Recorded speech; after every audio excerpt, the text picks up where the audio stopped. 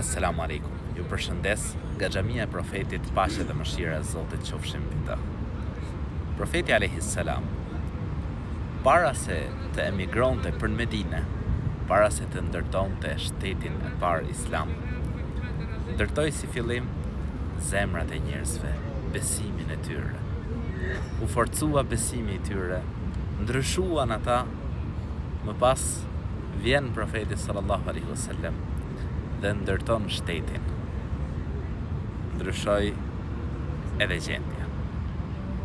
Allahu i lartësuar nuk e ndryshon gjendjen e një populli derisa ata të ndryshojnë vetet e tyre. Le të meditojmë në këtë gjë.